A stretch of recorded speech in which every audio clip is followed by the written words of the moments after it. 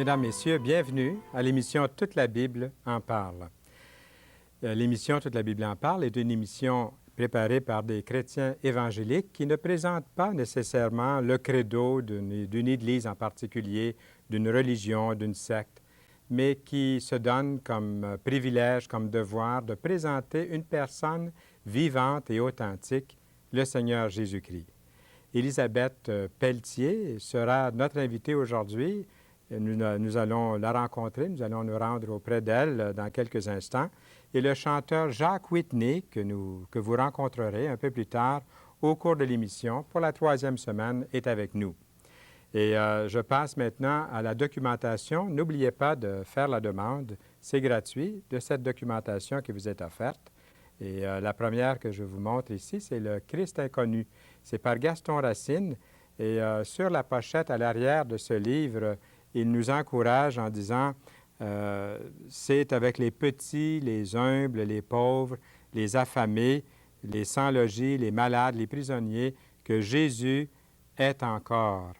Que la foi nous a sauvés en nous emmenant à accepter la grâce de Dieu, nous stimule aujourd'hui à comprendre et à faire sans délai sa volonté auprès de tous les hommes. Et nous retrouvons bien sûr le Christ inconnu dans le Nouveau Testament, intitulé « Bonne nouvelle aujourd'hui ». Et l'autre livre, si vous ne l'avez pas encore demandé, il y a une certaine quantité, c'est les Leçons de Marie, mais je vous laisse regarder rapidement les numéros de téléphone. Nous les laissons seulement un instant et je les lirai un petit peu plus tard au cours de l'émission. Les voilà, ceux qui peuvent les noter maintenant. Nous vous les redonnerons un petit peu plus tard et je les lirai à ce moment-là. Maintenant, nous aimerions nous rendre auprès de cette dame qui a bien voulu se prêter à cette entrevue. Elle s'appelle Élisabeth Pelletier. Elle habite dans la région de Ville-la-Salle, dans ce coin-là. Elle va elle-même nous dire ce qu'elle a trouvé dans le Seigneur Jésus. Nous l'écoutons. Bonjour, Élisabeth Pelletier. Bonjour. Ça fait plaisir de vous accueillir. Je vous ai vu quelques fois à Ville-la-Salle durant la présente série. Nous avons enregistré plusieurs personnes de vos amis, de vos connaissances qui font partie de la même Église que vous. Oui.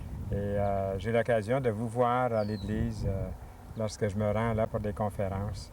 Et je suis très, très heureux aujourd'hui de pouvoir vous accueillir ici à Toute la Bible en parle et de faire partager à tous nos auditeurs et à nos amis de l'équipe qui est Élisabeth Pelletier. Mm-hmm. Alors, qu'est-ce que vous faites présentement pour qu'on puisse se situer par rapport à votre vie et tout ça? OK. Je travaille à la Banque Royale, au centre-ville, à Montréal, depuis un nombre d'années que je suis avec eux. Je suis une fille mère, j'élève un enfant seul. Mm-hmm. Elle a 11 ans et bien occupée de ce côté-là. Ça doit, hein? Oui. Vous faites le travail de papa puis de maman, là. Oui, des fois, c'est difficile, mais... Pour nous, ce sont des connaissances en théorie. On n'a pas expérimenté ça, plusieurs d'entre nous. Sûrement que lorsque vous avez mentionné ça il y a un instant, un grand nombre de monoparentales viennent de s'identifier avec vous, là, puis ils vont vous écouter bien, bien attentivement. Oui. Quel est le secret derrière tout ça qui a gardé Élisabeth Pelletier, là? Vous avez un petit accent savoureux. Ça vient d'où, ça? Je suis anglaise. Vous êtes anglophone? Oui. Alors, le nom Pelletier, ça nous déroute un petit peu, là? Oui.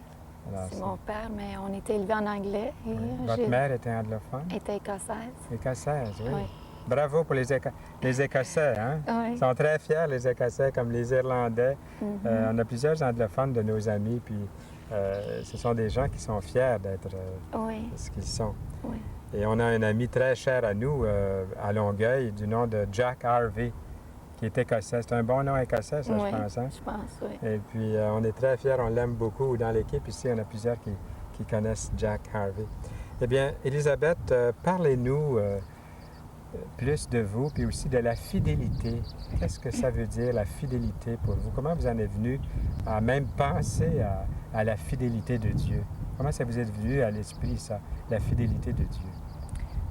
J'imagine que c'est parce que j'ai toujours pu m'appuyer, pendant les années que j'ai élevé ma fille seule, à m'appuyer sur lui. Comme vous avez dit, je suis un monoparental et puis on passe souvent des problèmes ou des situations où c'est lourd. Et j'ai trouvé dans les années que j'ai j'ai vécu avec elle petite, là, quand ça a été le plus difficile, qu'avec tout ça, ça a bien passé. Comparé à d'autres gens que j'ai rencontrés qui, eux, ont des troubles ou qui ont plus de misère, j'ai trouvé que moi, ça allait bien. Le Seigneur me donnait quand même la vision de quel chemin prendre ou quelle décision prendre. Et j'ai toujours pu m'appuyer sur lui. Ah, c'est pour ça que je parlais de la fidélité de Dieu. Oui. C'est qu'il est toujours là. Ce qui pose une petite interrogation dans mon esprit, vous parlez du Seigneur qui vous a aidé au cours des années, puis je sais que c'est vrai, puisque vous le dites, c'est une expérience que vous avez vécue, c'est réel pour vous, mais ça fait depuis combien de temps que vous pouvez dire ça, que le Seigneur vous a guidé, vous a conduit? Est-ce qu'il y a eu à un moment donné une expérience spirituelle dans votre vie qui vous a changé, qui vous a... Je pense que c'est l'année que j'ai eu ma fille. J'avais accepté le Seigneur. J'avais connu le Seigneur à l'âge de 30 ans. Oui. Et puis, à 31 ans environ, j'ai commencé à aller à une église et à prendre des études bibliques. Et puis, par la suite, j'ai délaissé l'église pour un certain temps, mais je continuais dans ma lecture de la Bible. Quand j'ai élevé mon enfant, l'année de mois que je l'ai porté, l'appui que j'ai eu est venu de Dieu et de sa parole. Pas des gens autour de moi. J'avais pas d'appui de ma famille, ni des gens de l'Église à ce temps-là. Et j'ai vu, mais je leur comprenais leur attitude. Le Seigneur, il nous connaît, il nous aime pour qu'est-ce qu'on est, je pense. Puis... Est-ce que vous êtes libre de dire ce que c'était pourquoi ils agissaient, leur agissement? À cause que j'avais commencé à aller à l'église, puis après, je suis tombée enceinte. C'est à cause de ça? Oui. Ça a coupé beaucoup de relations. Ça a fermé beaucoup de portes. Et dont j'étais surprise, mais j'ai jamais eu de remords pour eux ou de haine ou quelque chose. Je comprenais leur raison de penser de cette façon. Et Élisabeth Pelletier, ça veut dire qu'au travers des plus grandes peines, parce que ça devait être dur, hein, ça devait être difficile, votre famille qui vous abandonnait, peu importe les raisons pour lesquelles ça arrivait, ça. Puis là, vous dites que c'est Dieu qui vous en a sorti, qui vous aidait. C'est la fidélité de Dieu. Ah oui, parce que j'avais une joie en dedans de moi qui était vue de tous les gens à mon travail, tous les jours. On ne pouvait pas savoir les peines et les douleurs que je portais ailleurs, chez moi. Ils ne pouvaient pas savoir, les gens ne savaient pas, l'appui n'était pas là. Et le Seigneur, moi, par la suite, un an ou deux après sa naissance, j'ai vu la main de Dieu dans ces choses. Oui. En rétrospective, vous pouvez dire que Dieu était vraiment au contrôle, à côté de moi, à côté de vous, puisque ce sont des moments très difficiles à passer. Ça veut dire que quelqu'un qui accepte le Seigneur comme vous avez fait, qui donne sa vie à Jésus-Christ, il peut compter sur la fidélité du Seigneur pour le faire traverser par des périodes telles que vous avez vécues, là, des périodes difficiles. Puis, comment est venue cette importance pour vous d'aller à l'Église? Vous étiez seul. Dieu vous a aidé dans les moments où vous étiez seul. Mais comment est venue l'idée d'aller à l'Église puisque vous aviez abandonné d'aller à l'Église? Vous avez dit il y a un instant que vous étiez désintéressé de l'Église. Puis qu'est-ce qui fait que quelqu'un, à nouveau, parce que moi, ce que vous allez dire, là, ça m'intéresse au plus haut point. En tant que pasteur, j'aimerais bien savoir quoi dire ou quoi penser des gens qui ont abandonné l'Église, à quel moment ils vont recommencer à revenir. Ça m'intéresse au plus haut point. Mais je pense que j'ai pas abandonné l'Église comme telle. J'ai abandonné le lieu et certains gens de ce milieu où j'étais. Je veux spécifier, oui. L'Église et tout ce que ça représente, c'est pas ça. Je me suis trouvée à chercher ces choses par la suite. Et avec le Seigneur, j'ai mis ça dans ses mains pour me guider à trouver une Église. Avec les expériences que j'avais vécues, maintenant, une fois que ma fille elle avait 1 an, je cherchais une assemblée anglaise parce que ma langue est anglaise. Vous lui parlez anglais à votre fille? Comment s'appelle-t-elle? Josiane. Josiane. Alors, Josiane, vous lui parlez toujours en anglais? Oui, toujours. Et puis, je cherchais une église structurée. dans la traduction de la Bible et bien installé et puis tout. Puis finalement, c'est pas ça Non, qui m'a amenée. Vous êtes à l'Église française? Oui, à Ville-la-Salle. Oui. Et puis les premières fois que j'étais là, c'était dans un sous-sol chez un des gens. Oui. Puis je pensais, en m'en allant là, je me disais, je fais-tu une bonne chose, venir ici dans un sous-sol? C'est pas ça une église. Ah, c'est ça. Mais pourtant... L'idée qu'on se fait d'une église. Ah oui, mais aussitôt j'ai rentré, la paix était là, oui. la familiarité. Je oui. connaissais personne et j'étais très gênée. Et ils nous ont acceptés à bras ouverts. Oui. À bras ouverts. Et c'est toujours ma famille, c'est toujours ma place. Puis sûrement que votre fille est bilingue, hein? Elle parle les deux langues. Donc, elle est à l'école du dimanche à l'église, elle vient avec vous. Je l'ai peut-être vue, puis les jeunes étaient souvent ensemble. Je me souviens pas là, je la vois pas dans mon esprit, mais sûrement que je la vois là, à l'église. Vous avez mentionné dans votre témoignage, dans votre résumé de témoignage, j'étais bien intéressé de lire ça. Comment vous êtes venu cette faim, cette soif de la parole de Dieu?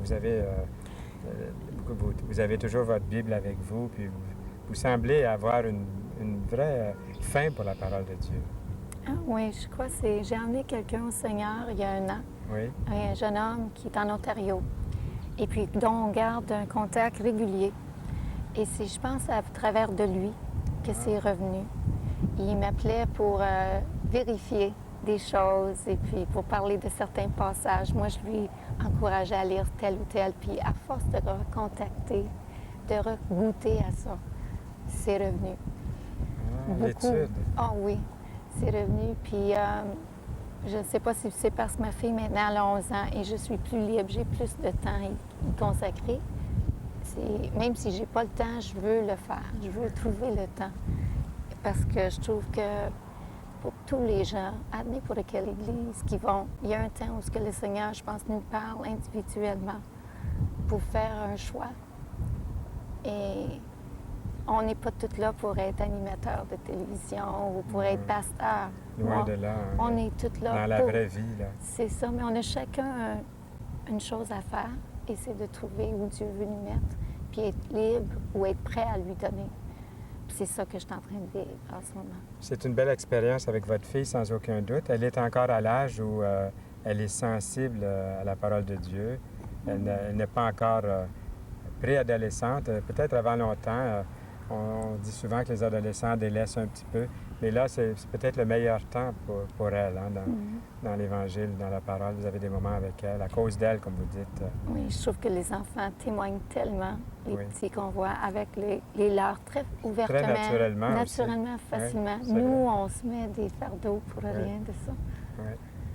Et puis les changements, vous avez accepté le Seigneur donc à l'âge de 30 ans. Et puis vous avez tout de suite passé par des difficultés, vous avez vu la fidélité de Dieu dans tout ça. Et vous avez appris à aimer le Seigneur, même à aimer l'Église, à aimer l'étude de la parole de Dieu. Qu'est-ce qui vous reste encore? Quelle sorte de changement ou d'opération que vous aimeriez nous parler, les changements que le Seigneur a apportés pour lesquels vous le bénissez aujourd'hui? C'est de... Si vous faites un contraste avec votre vie passée. C'est qu'il m'a ouvert les yeux sur beaucoup de mes façons, mes attitudes. C'est ce beau ouverture ou vision qu'il nous donne pour, comme on dit, qu'on est plus... on voit les choses autrement. On les voit avec un cœur spécial et j'espère pouvoir lui apporter plus de temps. Et si c'est pour enseigner à des voisins ou des voisines un petit cours sur la parole de Dieu, je suis libre pour le faire. Est-ce que vous le faites, ça, J'ai commencé, présentement? Je l'ai fait une fois. C'est rien d'officiel, c'est rien de formel, vous le faites de vous-même avec vos voisines et tout ça? Oui, il y a quelque chose. Comme à l'Église, est-ce que vous avez une responsabilité? Non. Puis maintenant, je l'ai déjà eu. Je m'occupais des jeunes enfants. Ensuite, j'ai fait le cours biblique pour les jeunes. Mais avec mon travail et tout, c'était trop. Parce que mon travail demande beaucoup de temps aussi. Et à ce moment-là, ma fille était jeune, alors il y avait des problèmes. Alors j'ai quitté cette responsabilité-là. Et je vois que peut-être que dans ce milieu, c'est pas pour moi. Mais sur une base volontaire? Autrement, oui, ça se fait. Vous verriez ça comment? Ça se passe tout naturellement, là, en visite? Oui. Vous parlez dans le jardin, puis à un moment donné, Mais les gens viennent à nous. ils viennent, hein? Ils nous posent les C'est vrai, ça. questions. Puis même cette semaine, j'ai eu quelqu'un qui m'amenait, ma fille et moi. Ma fille et sa fille allaient au camp d'été à son école. Et la femme qui nous a amenés là, la première chose qu'elle m'a demandé, c'était à quelle église qu'on allait. Et ça a tout ouvert une conversation sur le Seigneur. Alors, c'était bon parce que ça enlève les stress du jour qu'on laisse notre enfant au camp et tout ça. Là. En même temps, ça fait ça. Je remercie, Seigneur, de vivre dans les jours qu'on vit là maintenant. Parce que c'est vrai que les gens viennent beaucoup plus à nous.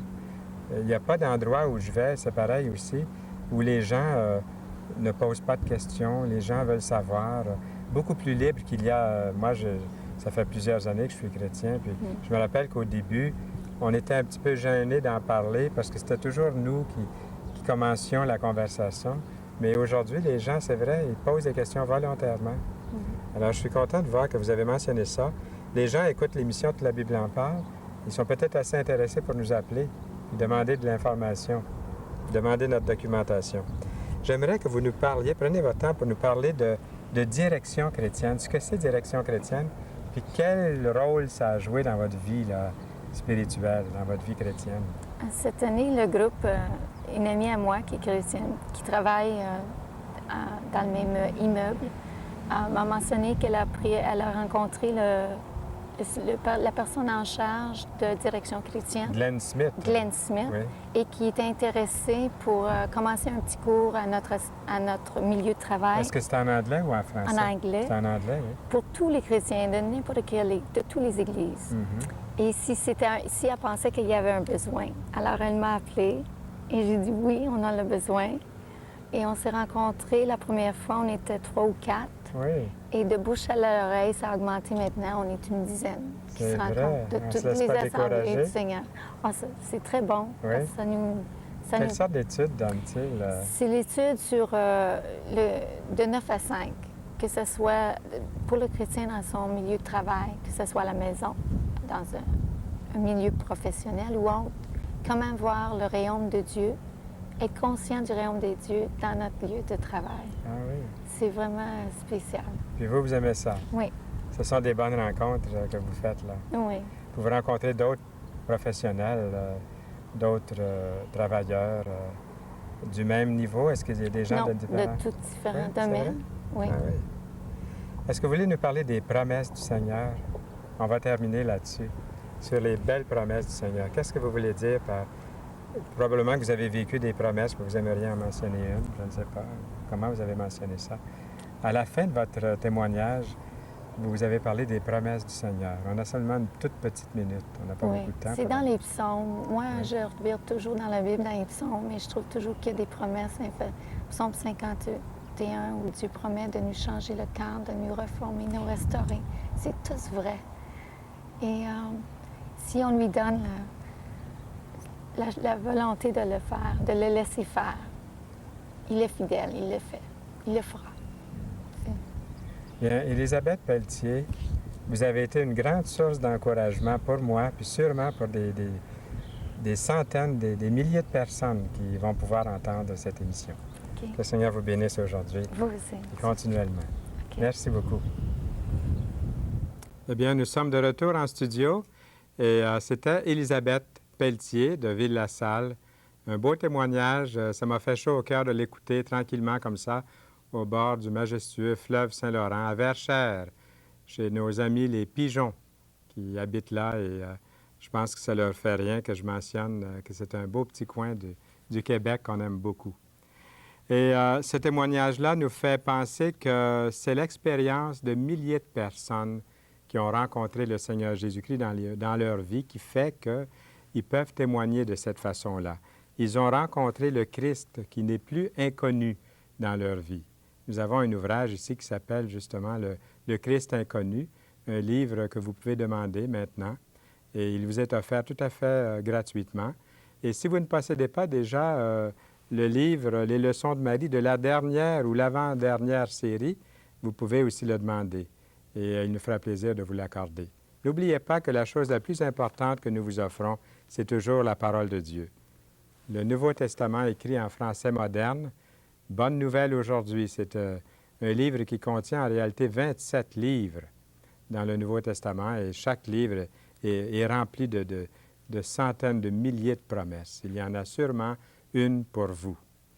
Et notre ami Jacques Whitney est là. Merci Jacques de venir. Les gens sont en train de prendre les numéros de téléphone. Ils vont nous appeler. Notez bien ces numéros qui sont là devant vous. Et faites de ces numéros-là les vôtres. Transmettez-les aussi à vos amis autour afin qu'ils puissent nous appeler. Jacques va chanter « Seigneur, que ta volonté soit faite ». C'est une chanson qui vient du cœur, j'en suis persuadé. C'est pas toujours facile. C'est pas évident de dire au Seigneur que ta volonté soit faite. Alors, nous l'écoutons maintenant.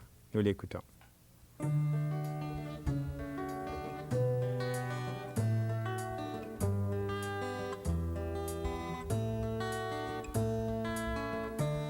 Quand je te parle en prière, quand mon cœur s'élève à toi, je voudrais, mon Dieu, mon Père, tout accepter avec foi, comme Christ courber la tête et te dire qu'il vaut mieux que ta volonté soit faite et non pas ce que je veux. Que ta volonté soit faite et non pas ce que je veux. Je sais bien que ta sagesse a veillé sur mon passé, mais c'est demain qui m'oppresse et dont je suis angoissé. Que ma foi soit toujours prête à te dire qu'il vaut mieux que ta volonté soit faite et non pas ce que je veux. Que ta volonté soit faite et non pas ce que je veux. Oui, mon Dieu, dans ma prière, je cherche ta volonté. Je l'accepte tout entière, confiant dans ta bonté. Comme Christ courbant la tête, je reconnais qu'il vaut mieux que ta volonté soit faite et non pas ce que je veux. Que ta volonté soit faite et non pas ce que je veux.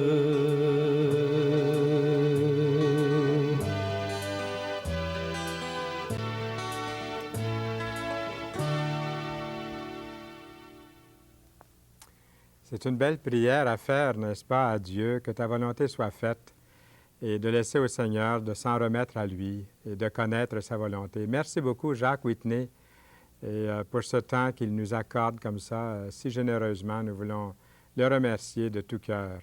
Et si l'émission vous a plu, dites-le nous. Appelez-nous pour nous dire comment l'émission peut vous aider, comment elle vous aide, et si elle vous aide aussi à faire ce cheminement, à connaître mieux le Seigneur Jésus-Christ. Et est-ce que vous avez eu un amour plus grand pour sa parole, pour la Bible, depuis que vous écoutez l'émission?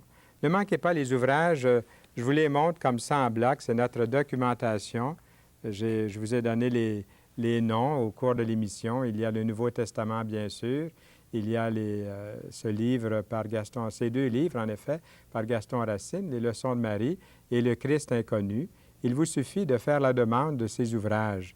Ils sont à vous. Et je vous rappelle qu'à l'émission Toute la Bible en parle, Le but, c'est de vraiment prêcher l'Évangile dans sa simplicité, dans sa pureté. Ce n'est pas, comme je disais quelquefois au cours des dernières émissions, un credo d'une église en particulier que nous voulons vous présenter. Qui est-ce qui veut entendre le credo d'une autre religion ou d'une autre église?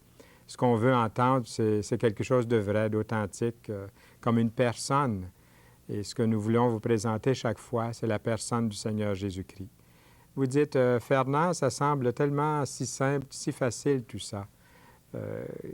Qu'est-ce qui se cache derrière tout ça? Bien, nous vous disons la vérité le plus sincèrement possible.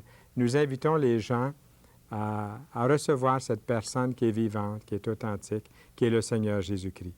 Celui qui a dit, « Venez à moi, vous tous qui êtes fatigués et chargés, et je vous donnerai du repos. » Comme si Jésus savait combien vous êtes fatigués, combien vous avez besoin de dormir et vous reposer.